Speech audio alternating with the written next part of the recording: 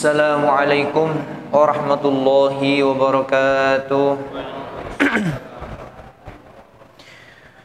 A'udzu billahi minasyaitonir rajim. Bismillahirrahmanirrahim.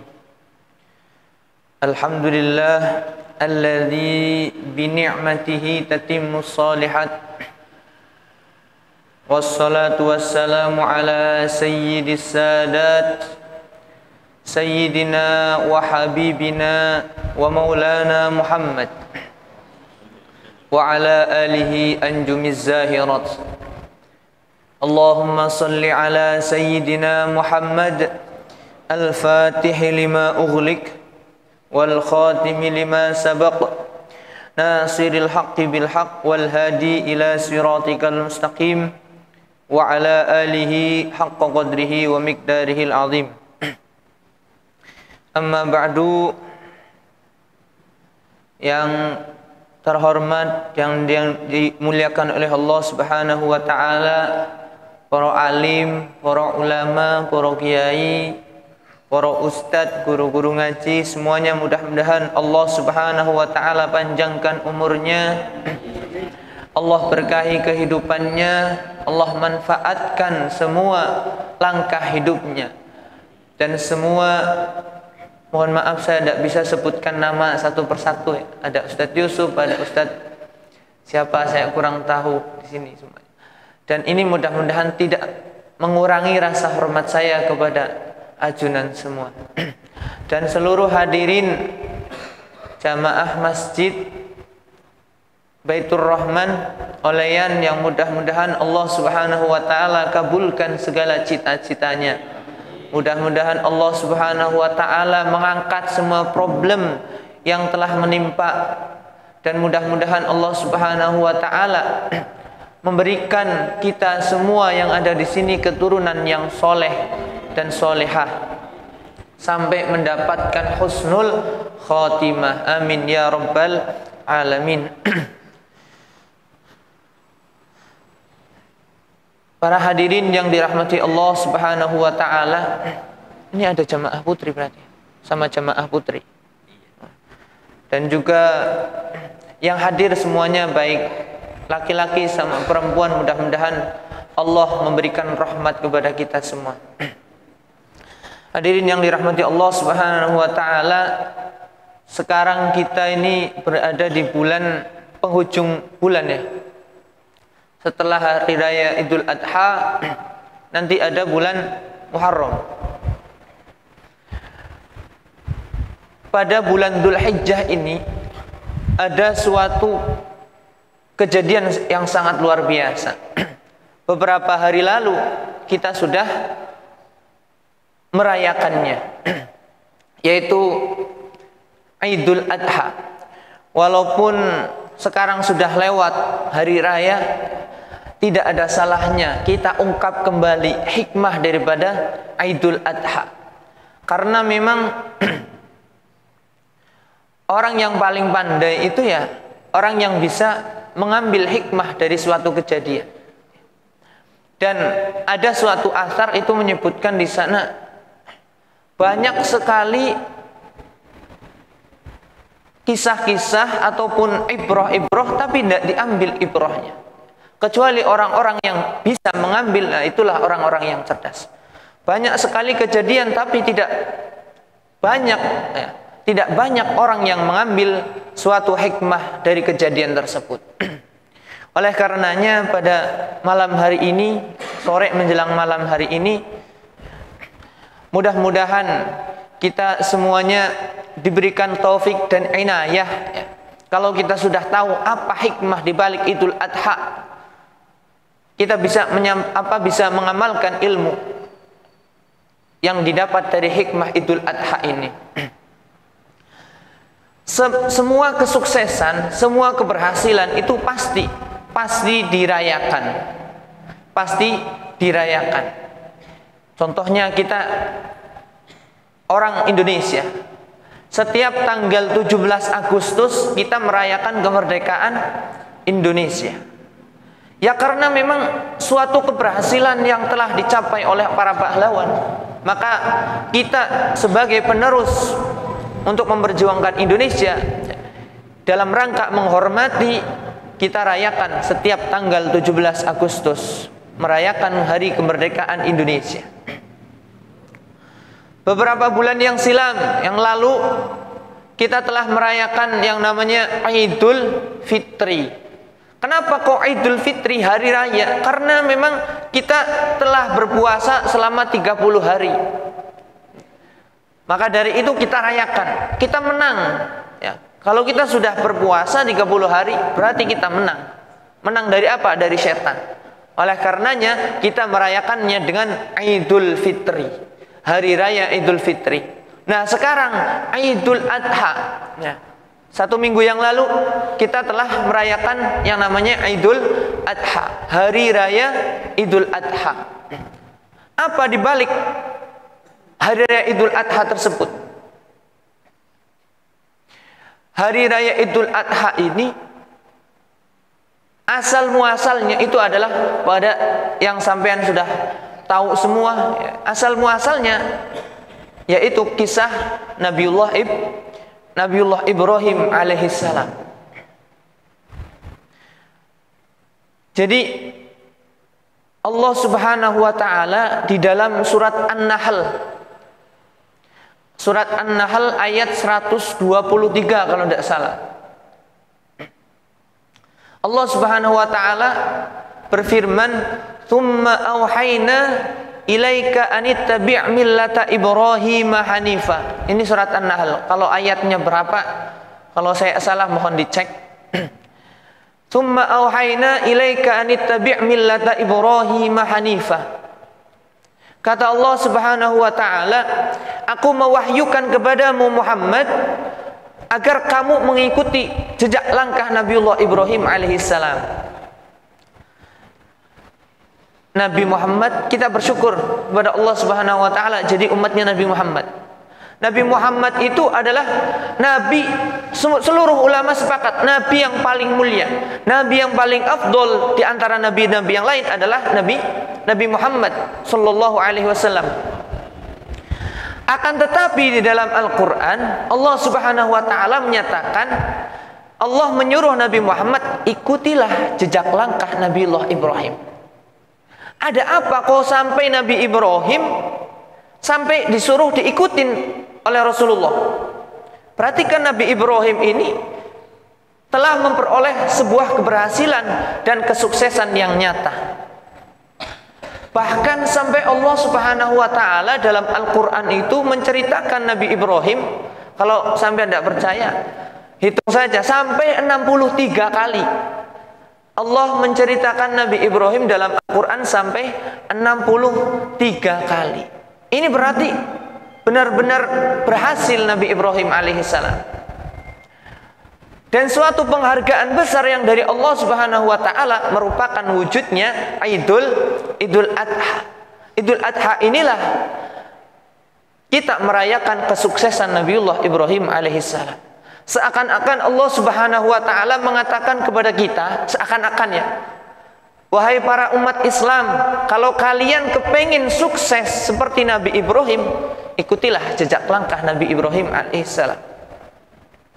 Oleh karenanya para hadirin, banyak sekali kesuksesan Nabi Ibrahim alaihissalam, sampai Allah Subhanahu wa taala menjuluki Nabi Ibrahim adalah Khalilullah, kekasih Allah, ulul azmi, Nabi ulul azmi, Khalilullah. Bapaknya tauhid adalah Nabi Ibrahim alaihissalam. Ada diceritakan di dalam Al-Quran itu, Nabi Ibrahim dulu ketika dirinya mencari Tuhan, ya ketika melihat matahari, wah ini mungkin Tuhan saya. Tapi setelah matahari itu hilang, loh kok Tuhan hilang? Oh, saya tidak suka Tuhan yang hilang. Keluarlah rembulan. Oh, ini mungkin ini bercahaya. Bulan pun demikian. Sampai akhirnya sudahlah, semuanya hilang. Berarti itu bukan Tuhan. Karena Tuhan tidak bisa apa-apa. Maka berarti Tuhan adalah yang menciptakan matahari, menciptakan seluruh alam ini. Jadi Nabi Ibrahim alaihissalam itu mencari Tuhan sendiri. Kalau kita telah ditunjukkan oleh para ulama, turun temurun dari Nabi Muhammad sallallahu alaihi wasallam. Kita bersyukur, banyak bersyukur. Kita hutang banyak dengan jasa-jasa para ulama-ulama dan Nabi Muhammad sallallahu alaihi wasallam. Oleh karenanya janganlah kita hutang banyak terus kita ingat lupa kepada ulama, kepada Nabi. Hadirin yang dirahmati Allah Subhanahu wa taala, mungkin saya akan sedikit singgung apa sih di antara kesuksesan Nabi Ibrahim alaihissalam. Dalam Al-Qur'an surat As-Saffat ayat 102, Allah Subhanahu wa taala berfirman, ini di antara kesuksesan Nabi Ibrahim yang kita rayakan di bulan-bulan ini. Dalam surat As-Saffat, A'udzu billahi minasyaitonir rajim. Falamma balagha ma'ahu as-sa'ya qala ya bunayya inni ara fil manami anni azbahuka fanzur madza tara. Allah Subhanahu wa taala kisahkan dalam Al-Qur'an kejadian yang sangat luar biasa. Dan kejadian ini merupakan ujian yang besar. Dalam surat lain disebutkan ini adalah cobaan yang besar. Wa idzibtala Ibrahim rabbahu bikalimatin fa'atammahun. Itu dalam surat lain. Ini dalam surat As-Saffat, ini kejadiannya. Jadi ketika Nabi Ibrahim alaihissalam mempunyai seorang anak yang namanya Ismail, walaupun para ulama tafsir mengatakan yang disembelih bukan Ismail tapi Nabi Ishak. Jadi Nabi Ibrahim punya anak namanya Nabi Ismail dan Nabi Ishak. Ya, di sini selisih ulama banyak, pendapat para ulama banyak. Tapi yang masyhur yang disembelih adalah Nabi Ismail alaihissalam. Ketika Nabi Ismail falamma balagha ma'ahu sa'ya, ketika umurnya kekanak-kanakan, Al-Imam Al-Khazin dalam tafsirnya itu menyebutkan pada waktu itu Nabi Ismail itu umurnya sekitar 9, 10, 11 tahun. Jadi masih anak-anak. Tapi sudah tamyiz tentunya. Sudah bisa membedakan mana ini sendal kanan dan kiri. Sudah bisa membedakan, wah ini pisau ini tajam. Kalau diletakkan di leher akan membunuhnya. Kalau Imam Al-Baghawi, beliau dalam tafsir Al-Baghawinya itu mengatakan umur 9 tahun. Pokoknya banyak riwayat para ulama ini mengatakan ada yang 9, 10, ada yang sampai 13 tahun. Intinya masih anak-anak. Dan itu sudah faham, dia sudah faham dengan tajamnya pisau kalau diletakkan di leher, digoreskan, pasti akan membunuhnya. Kata Nabi Ibrahim dalam Al-Quran, ya bunayya, inni ara fil manami. Lihat, dalam suratnya itu, ya bunayya. Ya bunayya itu dalam bahasa Arab, itu kata-kata memanggil seorang anak dengan penuh kasih sayang. Ya kalau orang Indonesia, wahai anakku sayang, anakku yang tercinta, ya bunayya. Ini pendidikan Nabi Ibrahim kepada anak. Jadi seorang tua itu harus pandai-pandai membuat keharmonisan di dalam keluarga. Karena seorang bapak adalah imam daripada keluarga tersebut. Ya. Wujudkan keharmonisan dalam keluarga. Contohnya Nabiullah Ibrahim. Ya bunayya, wahai anakku sayang, inni ara fil manami anni azbahuka. Saya bermimpi menyembelihmu, wahai Ismail. Kata Rasul sallallahu alaihi wasallam, mimpinya seorang nabi itu adalah wahyu. Kata Nabi Muhammad, mimpinya seorang nabi itu adalah wahyu. Oleh karenanya, lewat mimpi Nabi Ibrahim diperintah oleh Allah Subhanahu wa taala untuk menyembelih Nabiullah Ibrahim. Apakah Nabi Ibrahim langsung mengambil golok terus langsung mengikat Nabi Ismail dengan cara yang kasar? Dah. Apa kata Nabi Ibrahim alaihissalam? Fangdur madza tara. Luar biasa. Ini kebijaksanaan Nabi Ibrahim alaihissalam. Fangdur madza tara. Apa pendapatmu wahai anakku sayang? Jadi tidak moro-moro langsung mengikat terus menyembelihnya. Tapi Nabi Ibrahim dengan bijaksana. Bagaimana pendapatmu wahai nak? Yang lebih mengagumkan lagi adalah jawabannya Nabiullah Ismail alaihissalam. Apa jawabannya? Ya abatif alma tu'mar. Ya abati. Nah, tadi Nabi Ibrahim mengatakan ya bunayya. Sekarang Nabi Ismail mengatakan ya abati. Ya abati itu ya setara dengan wahai ayah, ayahku yang tercinta, ayahku yang sayang. Jadi wujud benar-benar keharmonisan di antara Nabi Ibrahim dan Nabi Ismail alaihissalam. Wahai ayahku, lakukanlah apa yang diperintahkan. Insya Allah saya akan menjadi orang yang bersabar. Umur 11 tahun, bayangkan. Mau disembelih, monggo. Silahkan wahai ayahku. Lakukanlah apa yang diperintahkan oleh Allah Subhanahu wa ta'ala. Umur 11 tahun sudah mengenal Allah lebih daripada kita yang umurnya sudah berpuluh-puluh tahun. Ini merupakan bentuk suksesnya Nabi Ibrahim alaihissalam. Karena memiliki anak yang sudah mengenal Allah, taatnya luar biasa kepada orang tua. Inilah mengapa kita disuruh merayakan hari raya Idul Adha. Itu karena kesuksesan Nabi Ibrahim di dalam mendidik anaknya Nabiullah Ismail alaihissalam. Oleh karenanya para hadirin yang dirahmati Allah Subhanahu wa ta'ala, lantas apa sih di balik kesuksesan Nabi Ibrahim itu? Kok sampai bisa Nabi Ibrahim memiliki seorang anak? Iya, memang ini anaknya Nabi Ibrahim adalah Nabi. Ya itu Nabi, bukan kita. Tapi kan pastinya Nabi itu perjuangannya lebih besar. Dan harus kita tiru. Jangan kita mengatakan, kan itu Nabi, bukan orang biasa. Ya pantas, bukan seperti itu. Jangan kita mengatakan sedemikian rupa. Tapi kita harus meniru jejak langkah Nabiullah Ibrahim alaihissalam. Kok bisa sampai Nabi Ismail setaat itu kepada Nabi Ibrahim alaihissalam? Kok bisa Nabi Ismail sampai kenal dengan Allah sebegitu dekatnya, sampai sudahlah ini perintah Allah, lakukan. Oleh karenanya para ulama tarbiyah, ulama pendidikan, ulama tafsir mengatakan setidaknya itu ada tiga langkah yang Nabiullah Ibrahim amalkan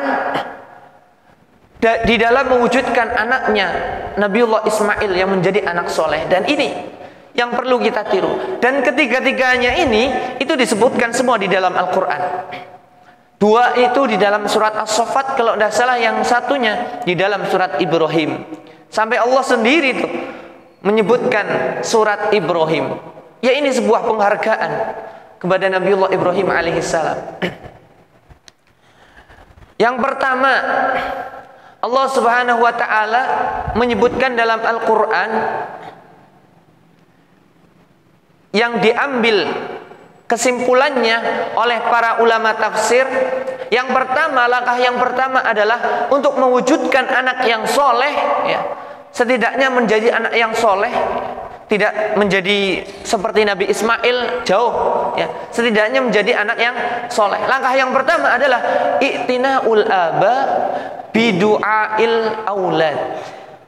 Perhatian seorang anak terhadap selalu mendoakan, perhatian orang tua agar selalu mendoakan anaknya.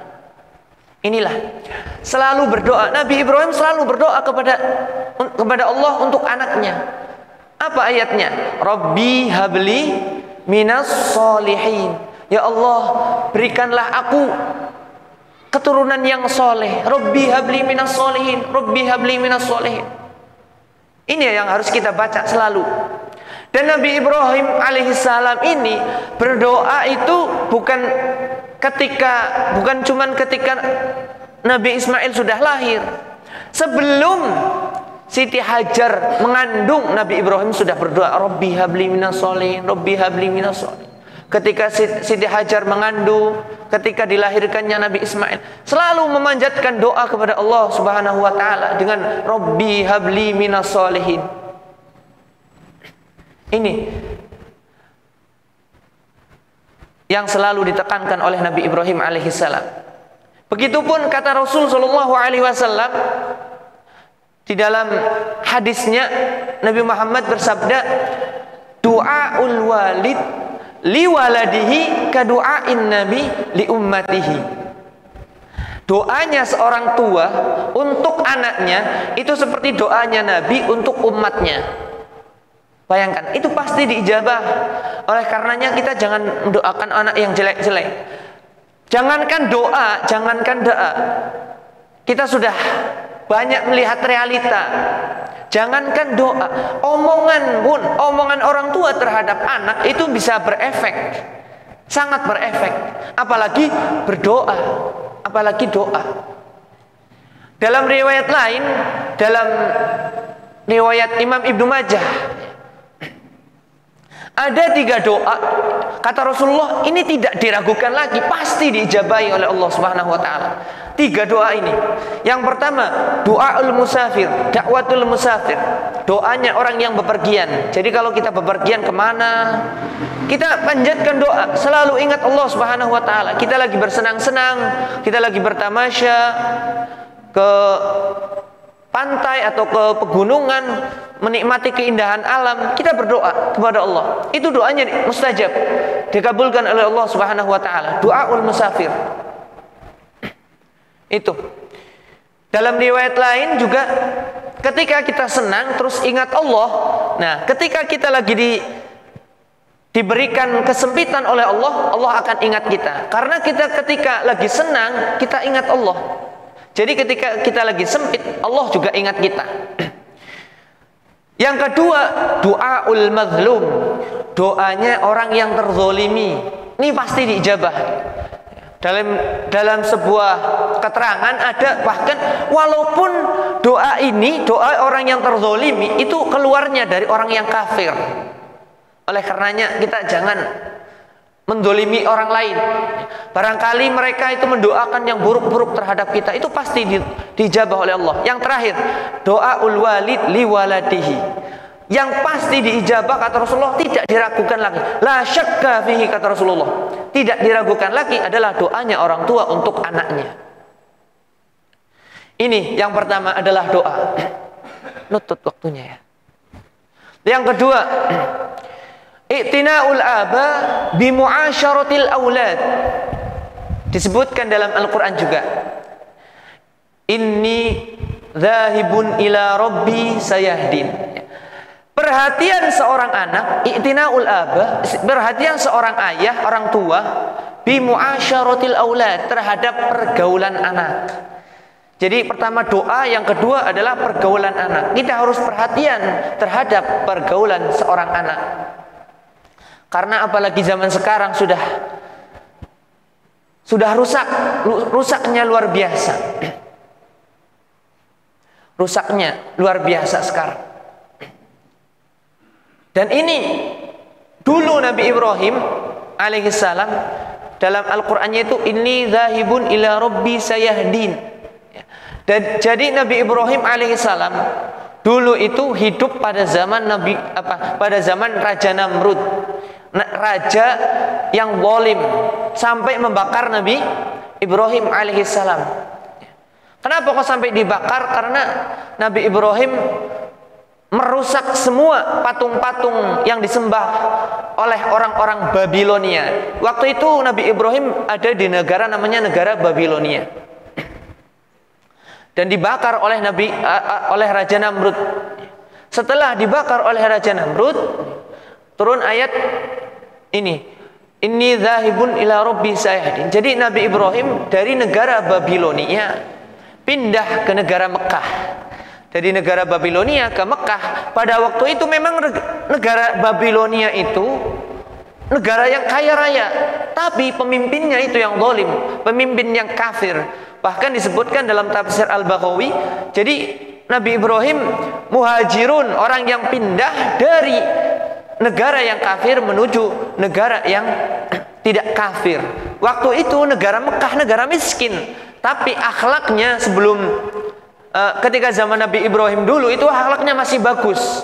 Oleh karenanya Nabi Ibrahim pindah dari Babilonia ke Mekah. Berbeda ketika zamannya sebelum zaman Rasulullah. Sebelum zaman Rasulullah itu negara Mekah sudah bobrok, sudah jahiliyah. Na'udzubillah sudah. Sampai para pakar tafsir mengatakan ini negara Mekah, ini sebelum Nabi Ibrahim, sebelum Nabi Muhammad ya. Kalau sejak pada zaman Nabi Ibrahim itu sudah baik. Mungkin karena tercemar apa, akhirnya jahiliyah lagi negara Mekah.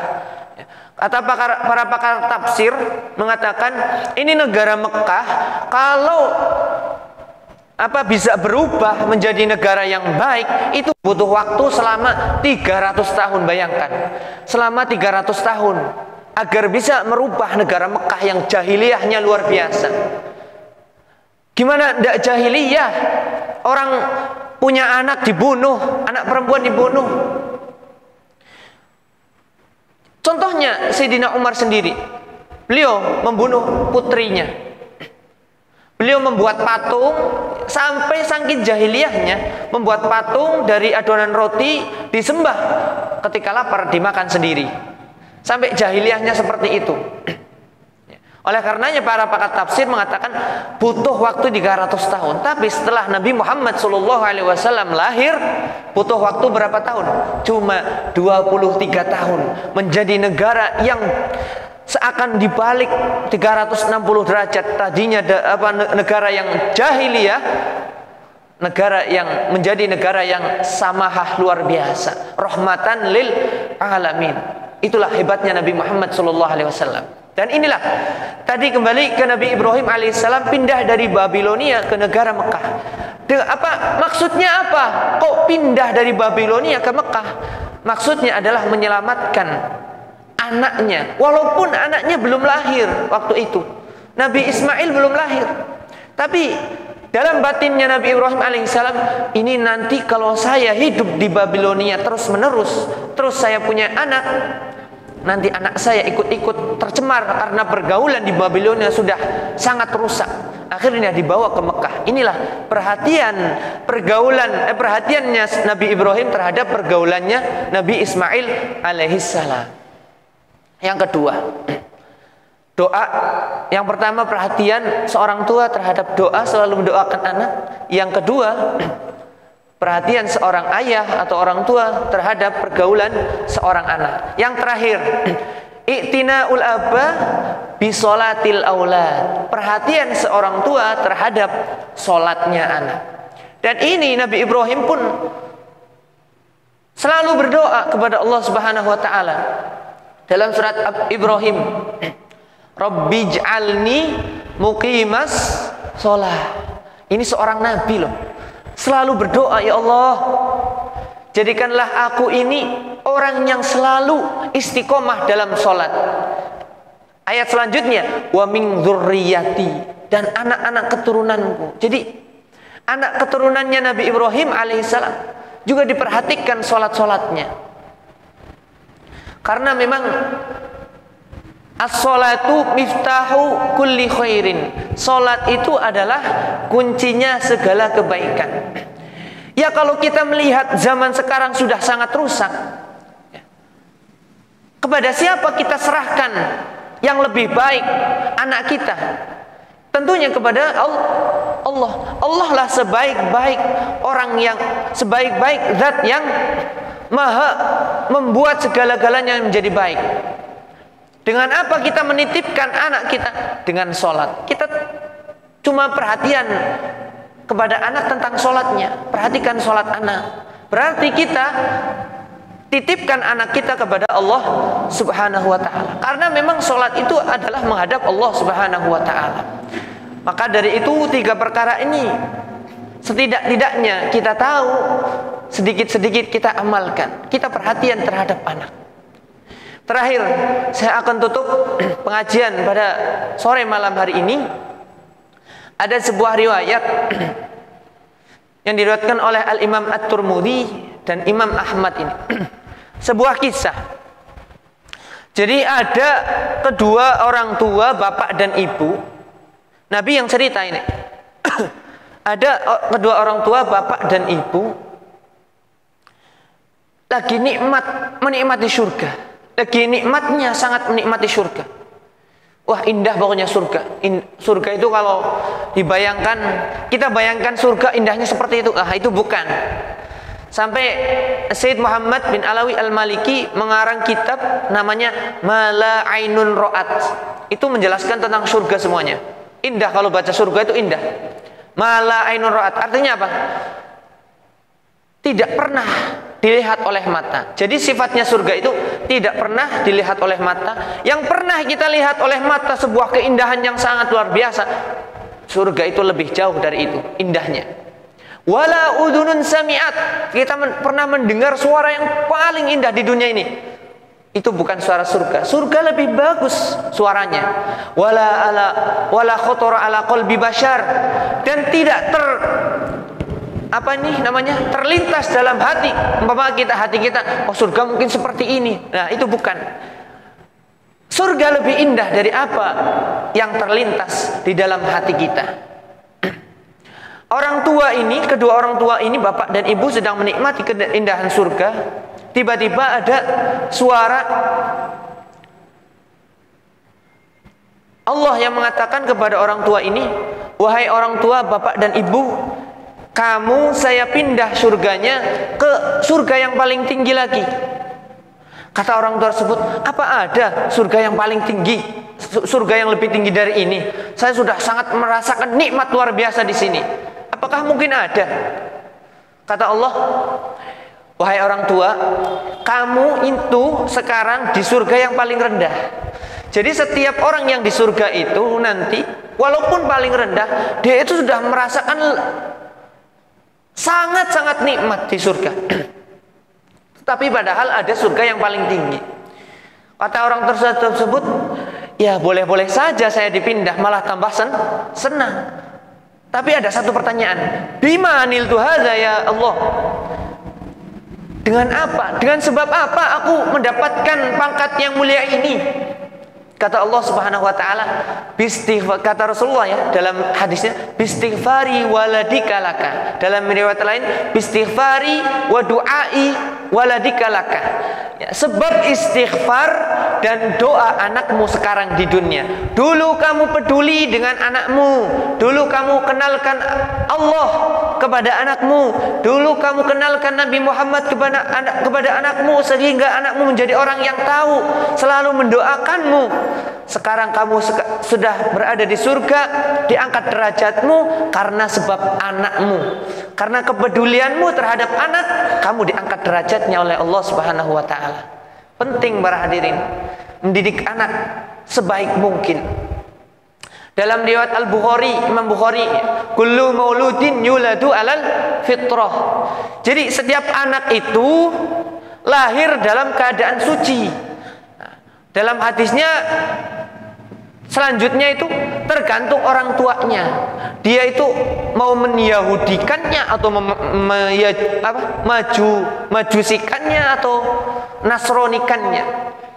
Nah, para ulama tafsir mengatakan orang tua itu ketika lahir seorang anak, seakan-akan Allah memberikan gelas. Karena kata para pakar tafsir mengatakan orang kalau diberi anak itu kayak diberi gelas.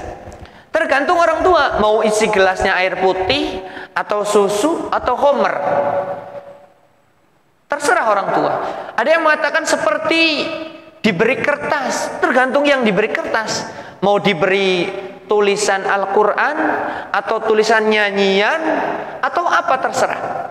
Oleh karenanya orang tua itu sangat penting dalam mendidik anak, dan keberhasilan anak tidak mungkin lepas dari jasanya orang tua. Dalam riwayat lain, ada orang tua yang lagi nikmat-nikmatnya di dalam surga, tiba-tiba ada seorang anak mengatakan, ya Rabbana khud haqqana min abina fa innahum la yurabbina. Wahai Allah, itu orang tuaku, kedua orang tuaku lagi di surga. Mereka tidak pantas di surga ya Allah, karena mereka ketika di dunia tidak pernah peduli kepadaku. Ini anak kalau tidak dididik nanti akan menarik kita dari surganya Allah Subhanahu wa taala. Anak itu bisa menjadi investasi, bisa menjadi musuh. Oleh karenanya hati-hati. Dulu orang tuaku tidak pernah peduli kepadaku, tidak pernah mengajakku sholat, mengajakku ngaji, tidak pernah mengenalkanmu orang tuaku padaku, tidak pernah mengenalkan Allah, tidak pernah mengenalkan Nabi Muhammad. Itu orang tuaku, tidak pantas mereka di surga ya Allah. Turunkan dari surga, masukkan mereka ke dalam neraka. Ini para hadirin, memang Allah Subhanahu wa taala dalam surat At-Taghabun dijelaskan. Jadi anak itu dalam Al-Qur'an gambarannya itu ada dua. Ada empat, ya intinya ada dua. Yang pertama dalam surat Al-Furqan, qurrata a'yun, ya. Jadi anak itu kalau anaknya soleh itu diibaratkan oleh Allah seakan buah hati. Ya, kita semua sudah tahulah kalau kita melihat seorang anak yang soleh, kita merasakan nikmat. Kita memandang anak yang baik, anak yang nurut, kita merasakan senang. Ya walaupun mohon maaf saya belum punya anak ya. Tapi memang ini keterangan dari Allah Subhanahu wa taala. Ya harus saya percaya harusnya. Kalau tidak percaya ya kafir. Tidak percaya dengan Al-Quran ya kafir. Ya, jadi Allah menggambarkan dalam Al-Quran anak itu adalah qurrata a'yun, kayak buah hati. Pokoknya yang menenangkan hati kita, menenangkan mata kita. Itu satu. Yang kedua dalam surat At-Taghabun, ya ayyuhalladzina amanu inna min azwajikum wa auladikum aduwa. Allah gambarkan dalam Al-Quran anak itu sebagai musuh. Anak itu sebagai, dan realitanya sudah banyak sekarang. Anak itu menjadi musuhnya orang tua banyak.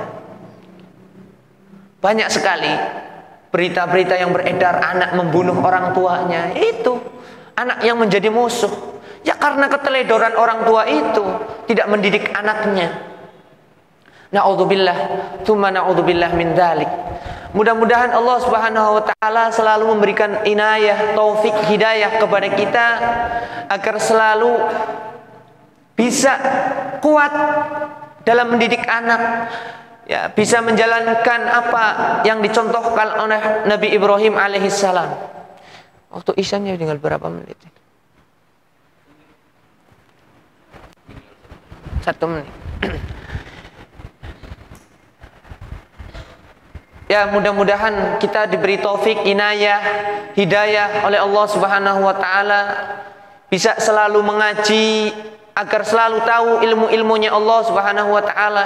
Kita diberi taufik, inayah, pertolongan Allah agar bisa selalu mengamalkan ilmu yang sudah kita ketahui. Karena ilmu yang sudah kita ketahui terus lantas kita tidak amalkan, yaitu bahaya juga.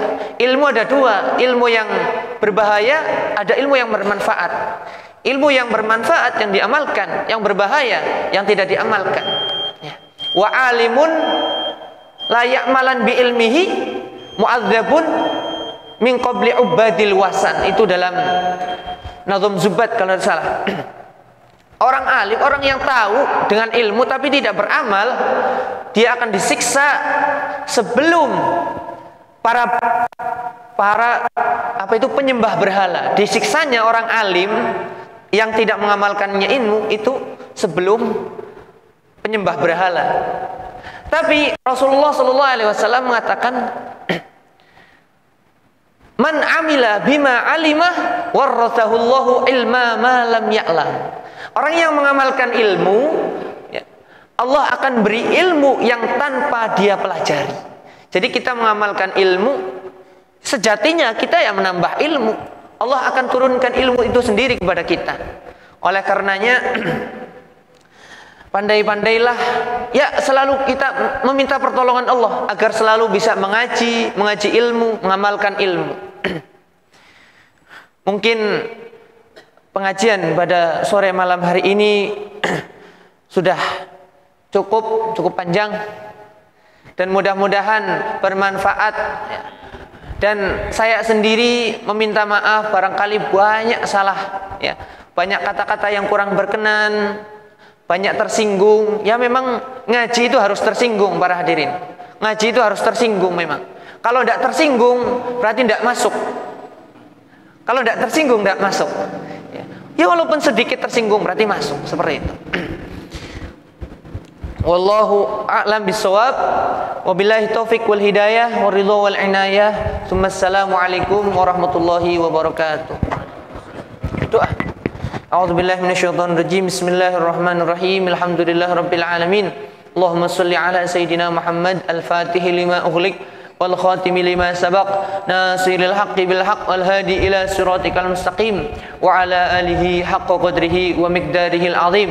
Allahumma ij'al jam'ana ya Allah hadza jam'an marhuma wa la taj'alna tafarruqan ma'suma wa tafarraqana min ba'dihi tafarruqan ma'suma. Allahumma lakal hamdu syukra wa lakal mannu fadla wa anta rabbuna haqqa wa nahnu abiduka riqqa wa anta lam tazil dzalika ahla ya muyassir kulli asir yassir alaina kulli asir yassir alaina kulli asir fataysurul asir alayka yassir ya man la yahtaj ila al bayan wa tafsir hajatuna ilayka kathir hajatuna ilayka kathir hajatuna ilayka kathir wa anta alimun biha wa basir wa khabir. Rabbi habli minas solihin. Sedikit saya tambahkan.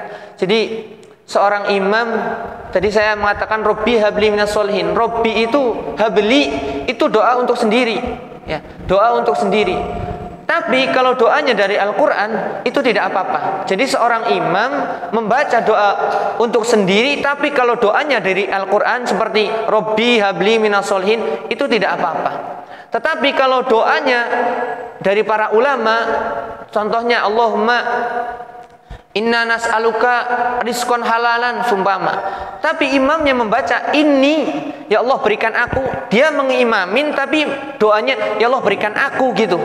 Nah itu makruh, ya makruh. Tapi kalau doanya dari Al-Quran sesuai dengan teks Al-Quran, Rabbi habli minas solihin, itu berarti tidak apa-apa. Dan itu malah lebih afdol karena dari Al-Quran langsung.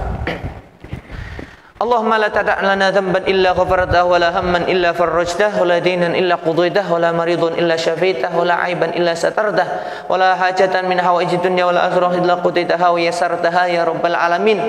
Rabbana hab lana min azwajina wa dhurriyyatina qurrata a'yun waj'alna lil muttaqina imama. Rabbana atina fid dunya hasanah wa fil akhirati hasanah wa qina adzaban nar. Sallallahu alaihi wasallam Muhammadin wa ala alihi wasallam. Subhana rabbika rabbil izzati amma yasifun. Salamun alal mursalin walhamdulillahi rabbil alamin. Al-Fatihah.